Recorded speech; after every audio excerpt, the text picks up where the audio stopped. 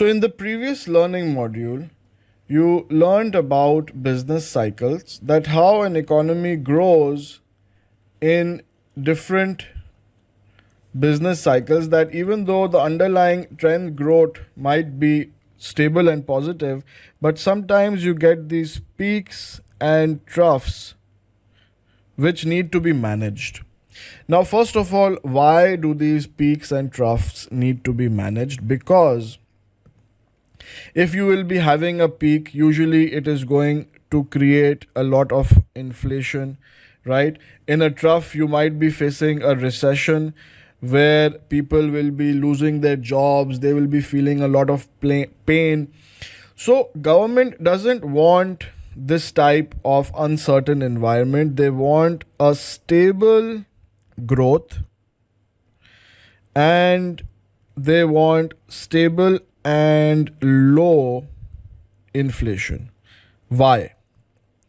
Because if you are taking large economic decisions, or rather, you are part of a team which is taking these big investing decisions, when you are planning, you want to have a stable environment. You need a certain level of certainty. And if the government can provide that, then we will be able to take large investment decisions. Therefore, it's very important that the government reduces these peaks and these troughs and tries to create as stable a growth environment as possible. Now, what are the tools at the disposal of the government for maintaining a stable environment, stable economic environment? Number one is monetary policy, and number two is fiscal policy. Of course, this learning module is about fiscal policy, but we will first start off the discussion with an introduction to both monetary and fiscal policy. Then, in the rest of the learning module, we will talk more about the roles and objectives of fiscal policy, what are the tools within fiscal policy, and what are the issues in its implementation. And then, in the next learning module, of course, we will move on to detailed discussion about monetary policy.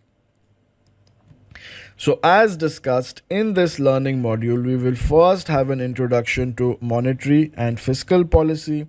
Then we will move on to more detailed discussion about the roles and objectives of fiscal policy, the tools, what are the advantages and disadvantages of them, and what are the difficulties faced in implementation. Why is this all so important? Because compared to households and corporations, the economic decisions of governments have a much bigger impact, right? Because governments are the largest employers, the largest spenders, and the largest borrowers in any given economy. Usually, that is the case. Now, what are the two tools? Fiscal policy and monetary policy.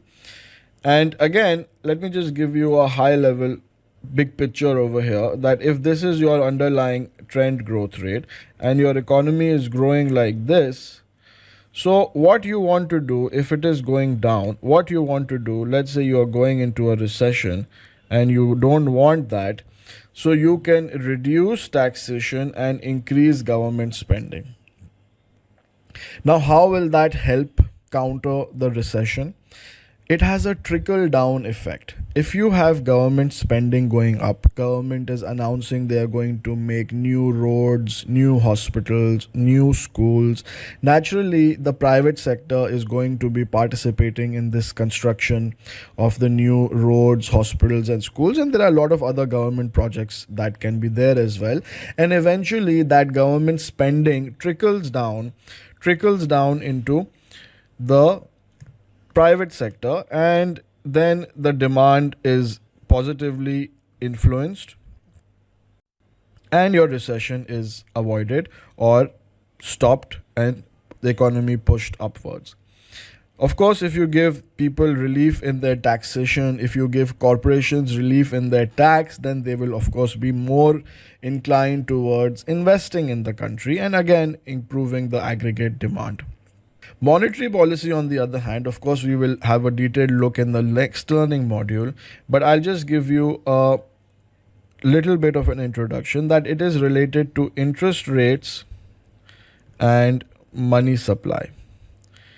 Now, what that means is that if you have a recession, what the government can try and do is lower interest rates and increase money supply, which means if you will lower interest rate, it will become cheaper for people to borrow money, and the people who've already borrowed money, the companies who've already borrowed money, will get a reduction in the interest payments they have to make, so they will immediately get a relief. And if you increase money supply, then it is going to encourage the banks give out new loans. However, one thing I want to emphasize over here, that there is limited influence that the government has over monetary policy. It is the central bank that controls this. So from a political standpoint, the elected officials are going to be able to impact the fiscal policy more than the monetary policy. And that depends on country to country. In the US, the monetary policy is very, very independent. The correct word to use is autonomous. In the UK, it is also autonomous, but relatively less autonomous than in the US. And then other developing countries, we see that governments are able to influence the central bank a lot more. Before we get into more details about fiscal policy, I just want to give you a high level perspective into how fast the impact is. And I like to use the example of a human being that has an infection. When we are talking about, let's say, an economy which is in recession or going into a recession, I like to think of it as a human being that has an infection. Now, what we can do is we can give this person oral antibiotics. Now, oral antibiotics usually take 48 hours to impact and fight the infection, because you take them from your mouth, which is oral, and it goes into your digestive system, and it takes around 48 hours for it to fight the infection. If somebody's infection is very bad and you need immediate help in fighting that infection, what you could do is intravenous or IV antibiotics, which means they put a needle in your blood and they just pump the antibiotic directly in your blood, so it doesn't have to go through the mouth and get absorbed by your digestive system. So this is immediate, much fast, maybe within an hour or so. So compared to fiscal policy, monetary policy is much faster. Why? Because fiscal policy is like oral antibiotics. The trickle down effect, it takes time, right? This takes time. And think about it yourself. If, let's say, the government is going to announce a new project, then there is going to be a feasibility developed, then there will be a tender process, contractors are going to come and tender for that project, a certain contractor will be selected, then they will be given the work, then they will complete the work, then the payment will be made to them, and then eventually the trickle down effect will happen. It takes a lot of time. Fiscal policy has a lag, right? Monetary policy, on the other hand, is much faster, because the minute you lower the interest rates, immediately people are going to feel the relief in their interest payments, whether it's corporations or individuals. And the minute you increase the money supply, banks are going to be looking for people to give out new loans to, whether that is again corporations or individuals. So the effect is much faster. Having said that, there is an exception to this. Within the government spending, there is a type of government spending called cash transfers. And this is an example of fiscal policy, cash transfers. And I like to think of it like steroids. Now, some people who are very sick, they get injections of steroids. And that is, of course, not only much faster, it just kind of breathes new life into people who are just kind of withering away because they have serious diseases. And now I want you to think back to March of 2020, where the COVID lockdowns were announced. And the government not only reduced the interest rates, not only increased the money supply, and well, they really increased the money supply. I believe the Federal Reserve balance sheet was doubled from 4.5 trillion to 9 trillion, and we are now in 2023, and you will be watching this video probably in 23-24.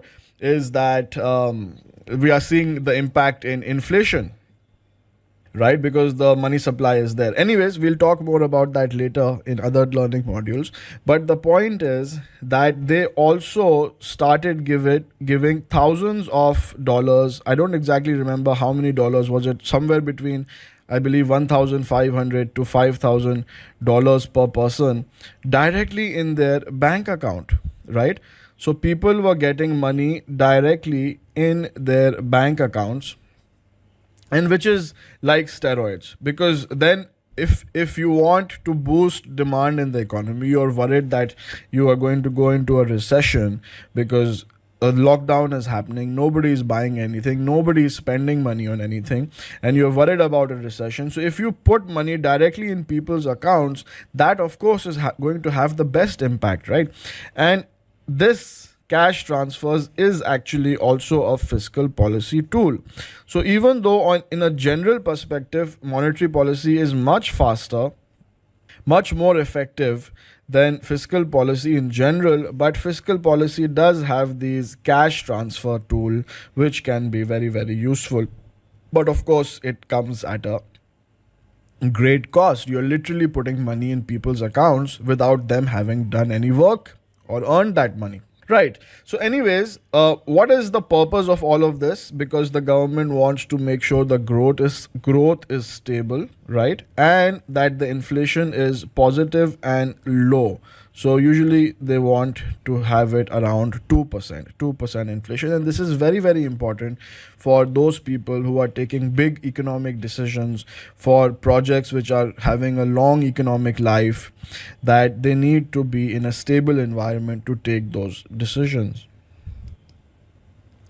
So as discussed already, fiscal policy refers to tax and government spending. If you want to pull the economy down, you can increase tax and reduce the spending. If you want to boost the economy, you can reduce tax and increase government spending.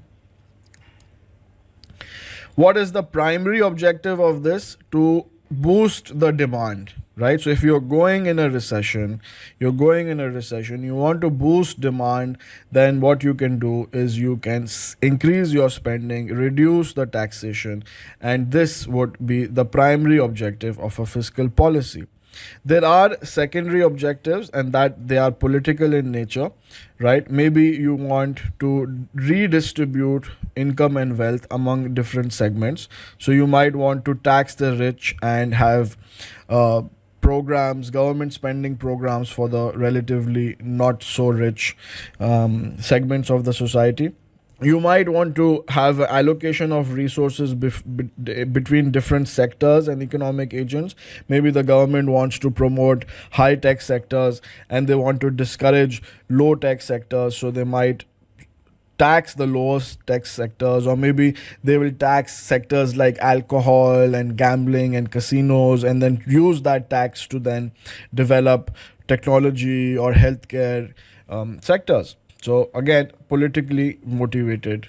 And as already discussed earlier, that the government does have, the elected government officials have the influence over the fiscal policy, but monetary policy, of course, is under the control of central bank, which is supposed to be independent and autonomous, right?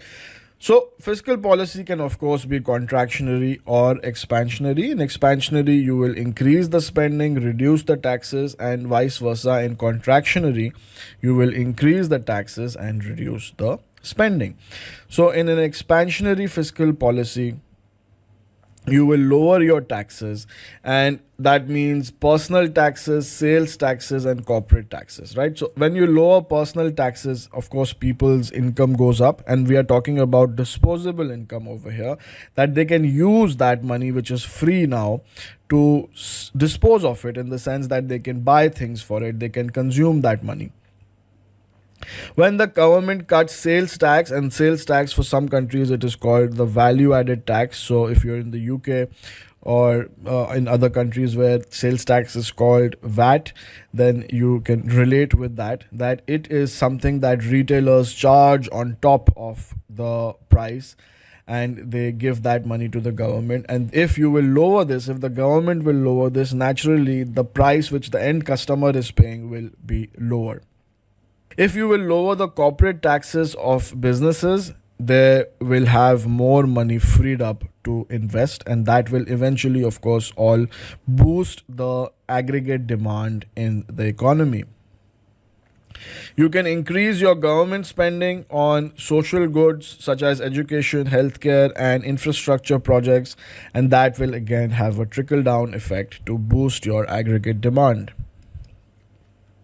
The opposite, of course, of an expansionary policy is contractionary policy, which means higher taxes and lower government spending. Now, what are the two views over here? Keynesians, which is, of course, taking after John Maynard Keynes, a British economist, they believe that fiscal policy is very good. And it's not that they are saying monetary is bad. What the Keynesian view is that doing nothing is bad, because if you have, let's say, your aggregate demand and your aggregate supply, and your aggregate demand, let's say, is going down, if it is going down, so this was old and this is, let's say, new, then what will happen is that if previously this was the level of quantity that was being demanded and this was the level of price that was being paid, now what will happen is that the quantity demanded in the economy is also going down and the price level is also going down. Earlier economic views, such as Adam Smith from the 16th and 17th century, the older perspective from the Keynesian view was that do nothing. The invisible hand of the market will fix everything and the demand will go back up, or the supply will adjust to a different level where the price will go back up. But the point is that the pain that the people are going through is going to be immense, because when you're talking about prices going down and when you're talking about quantity going down, that means people will be losing their jobs, businesses will be losing their revenue, and they will be feeling pain. And it is a very painful process because prices are sticky downwards, which means nobody wants to reduce prices, right? And wages are sticky upwards, right? Nobody wants to increase wages. So businesses don't want to increase wages, and businesses also don't want to reduce their prices. But then this is what's happening over here, right? When quantity will go down, people will lose their jobs and prices are going down. So this is a very painful process. So and coming back to the human body example, either you let that person go through a very painful process of trying to fight the infection themselves, which they might not even be able to fight and they might even die, or they might be able to fight it naturally, but they will go through a lot of pain. So why don't you just give them antibiotics? So the Keynesian view is basically that government intervention is necessary. And there is a nice word that we use for this as economists: interventionist. So as an economist, you are either an interventionist or you are one that believes in the invisible hand of the market fixing everything. So Keynesians are definitely interventionists. They believe that it is necessary in the government intervention is necessary. And back then it was more of a fiscal policy intervention that was there, in terms of government spending going up and your taxation coming down. But since the 1940s, there was the Bretton Woods conference in I believe somewhere in Europe or the US, where they decided to back US dollar with gold, and then all the currencies started using the US dollar as the reserve. And then later in 1972, you had the Nixon shock, where the president of the United States, President Nixon at the time, decided to kept printing US dollars because they needed to spend the dollars in the economy. And after this, what happened was that being able to increase money supply became much easier, because you could just print money. Governments could just print money and pump it into the economy. And then they realize that, oh wow, monetary policy is such a more effective tool. And it's like doctors realizing that you don't have to give antibiotics orally to people, you can just pump it into their blood. So that's where the monetarist view comes in, that yes, they agree that intervention is important, but what they are saying is that intervention through monetary policy is much more effective, right? It's much more effective. If you want to pull the economy down, just pull the money out and inflation will go down, right? And then they go on and say that it is much more stable and steady, and fiscal policy only has a temporary effect. So this is the high level understanding of Keynesian versus the monetarist view. Now, in your curriculum, there are certain exhibits which are showing different countries, major economies, what they are generating in terms of their revenues and what they are spending in terms of their government expenditure. I will just talk about the US government, and the revenue that they are generating is 33% of the GDP, whereas the expenditure is 37%. So clearly you can say over here that they are spending more than they are earning in revenue. So they will have something called they do have something called a budget deficit. Now this budget deficit is or could be very dangerous. So we are going to look at two perspectives, why it is not very dangerous and why it is very dangerous. So two perspectives we will be looking at. But before we get into the pros and cons of a budget deficit, what I want to tell you is that if you have a deficit, which means you're spending more than you're earning as a government, you will have to borrow, right? And when you're going to borrow money, you're going to have to pay interest on that money. So the government spending that you are doing, it's not only for healthcare and education and whatever government employees that you have, their salaries and everything, but the past year's budget deficit that you've had will create something called national debt, right? National debt. And this is a big problem now globally. In the US, it is almost $30 trillion. So over the years, the budget deficit has now sort of been accumulated, and the national debt is $30 trillion, and the interest on that is huge as well. So government spending is not only the current government spending that you're doing in terms of your government employees and all the different projects, but the interest that you have to pay and all the debt that has accumulated on the past year's budget deficits, right? And the revenue that you're earning is the tax revenue minus the transfer payments. So if you're literally putting money into the bank accounts of your people, that money is not coming to you in terms of tax revenues. So the revenue you're getting in taxes, part of that is going back to the people anyways. So whatever remaining money that you're getting is the net revenue. And then you're spending on government expenditure, which is of course having a huge portion just as interest going into national debt interest payments.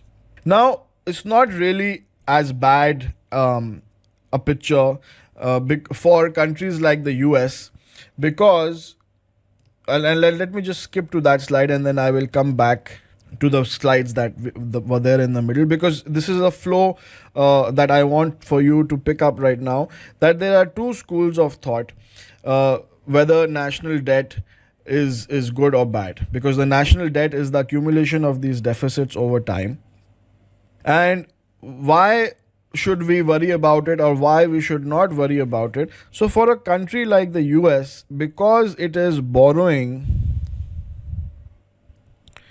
in US dollars, and obviously US dollars is its own currency, so it's basically borrowing from its own people, and of course it can tax its own people. So it's really not that big a problem that the US has this national debt which is $30 trillion now, and they are now currently debating in the Congress to actually increase it even more, because it has hit the cap of $30 trillion. But in third world countries, and think of countries like Zimbabwe, where they're just having these national debts, and they are borrowing internationally in US dollars, right? So that money they are not borrowing from their own people. They are borrowing from institutions like the IMF or the World Bank, and obviously that is not a sustainable solution. Think of countries like Nigeria, Sri Lanka, Pakistan. So these countries naturally have been facing some issues with respect to their international debt. So anyways, now going back to where we were before, is that government spending is going to include the interest that you need to pay. If your spending is more than your taxation, then you will have something called a budget deficit, and that budget deficit accumulates over time to create something called national debt, and therefore the interest that is paid adds to the government spending, and this just kind of piles up and makes the budget deficit even more, right? So if your budget deficit is increasing, it is an expansionary fiscal policy, because that means whatever was your government spending, right, and whatever was your government tax revenue, if the spending has increased more than the tax revenue, maybe the tax revenue has gone up, but the spending has gone up more than that, so your budget deficit has increased, and that is your expansionary fiscal policy, that the difference between the spending and the revenue has gotten bigger, and more spending is there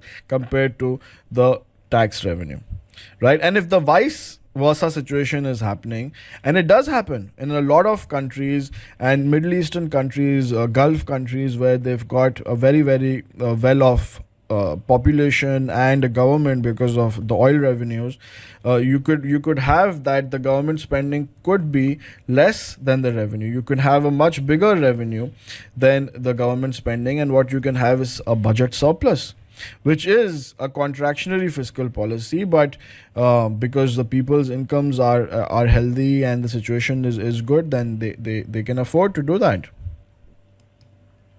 right? So anyways, now there are two different types of fiscal policies. One is automatic and the other one is kind of manual or discretionary. Now from the automatic perspective, just hold government spending as constant. So whatever is the government budget for spending, hold that as constant, and the taxation automatically changes. If the economy, let's say, is doing well, it's at full employment, so the taxes that will be collected will be higher, because people will be earning more money, economy will be doing well, automatically the taxes will be going up, because they are calculated as a percentage of corporate profits, as a percentage of individual incomes. So as individual incomes go up, as corporate profits go up, your percentage of tax will be higher in the dollar amounts or whatever currency amounts, right? But your spending is constant. So overall, your spending is not changing. If your revenue is going up, automatically you're going for a contractionary. And vice versa, if the economy is not doing well, right? If the economy slows down, then naturally, not only will your taxation go down, but there are some spending initiatives of the government in many countries, especially in the US, which is unemployment benefits and social insurance. So automatically that spending will go up. If you hold the discretionary government spending constant, right? If the economy slows down, taxation goes down, social spending automatically goes up, unemployment payments go up. So it is an automatic stabilizer. Vice versa, economy starts doing really well, your taxes increase, and since you're holding the discretionary spending constant, so your automatic contractionary policy is there. And then of course the discretionary portion is there, where you can, the government officials, the elected officials, they can with their discretion consciously influence the government spending or the tax rate. So reduce the tax rate or increase the spending if they want to give a boost to the economy, and vice versa. Right, so this obviously depends on policymakers, and it can differ in terms of their timing. What would be a balanced budget? Where of course you try and match your spendings with your revenues. Very, very straightforward. And then if your revenues are less than your expenses, then what you will have is a government deficit.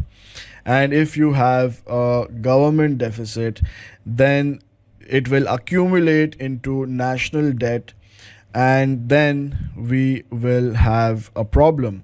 And why that could be the case is if you're borrowing from some other country. But there is a school of thought that says we should not worry, because if your debt is owed internally to your own fellow citizens, hence it is not going to be a problem, because you can just tax them, right? So you owe them, but then you can take money from them as well, and it's not really that much of a problem. Secondly, usually in healthy situations, if the government is spending a lot of money, then it is usually for capital investment projects. Now capital investment means long term fixed investments, right? Or might be there to enhance the people social skills, education skills, enhancing their human capital, their health and their well-being and their education levels, which will even though lead to borrowing now, but it will increase the productive capacity in the future. Right, so that's actually something, it's a good investment, it is going to give you good returns in the future, so therefore you should not worry about a deficit now. And large deficits also then will require tax changes, which links to the first point over here, that you will probably then end up changing your existing tax structures and maybe tax the rich even more, which is something which could be good, right, for the inequity in an economy. So this is three reasons why they should not worry. There are some more reasons coming up why we should not worry. Again, this is related to not worrying, but this is not really as good a reason. It's not a positive reason. So the previous three reasons we saw were relatively positive, that you can tax your own people because you're borrowing from them, so it's not really that much of a problem, and this investment that you're doing is going to help your people become better, and it will increase the productive capacity of the country, and maybe you will have some tax changes that will tax the rich, which is a good thing. However, Ricardian equivalence is something which says that deficit is not a good thing, is just saying that it's a useless thing, it has no impact. And what the theory is over here is that, let's say you are increasing your spending today as a government, and either you're doing that by increasing the taxes or you're borrowing today. So even if you're not increasing taxes today, if you're borrowing today, tomorrow or in future you will have to increase the taxes. So eventually it is the taxpayers that are going to pay for this spending. Today they might not be paying for it, but in future they will have to. So what they will do is, they will, in anticipation of the higher taxes, expecting higher taxes, they will start saving today. They will start reducing their investment. They will start reducing their consumption. So even though you might be, let's say, going into a recession and you want to boost the economy, but you won't be able to do it because the people will stop their spending. The businesses will stop their investments and they will start saving more because they are worried about taxes going up in the future. So Ricardian equivalence is kind of saying that it's kind of useless. to do this type of expansionary fiscal policy, because it's really not going to have an impact, because people will not be fooled by it if you're spending more today as a government, because they know you will take that money from them later on. So they will, instead of increasing their demand, increasing their investments, they will rather reduce their consumption, they will reduce their investments, and they will save for later. So it's not going to really have the impact that you want. Now, another point which is for supporting a government deficit is that if there is unemployment in the economy, then assuming that there is not much productive use for the money. So if you are taking debt and you are pulling money away from other borrowers, and this is something which is related to one of the points which says don't do it, which is called the crowding out effect.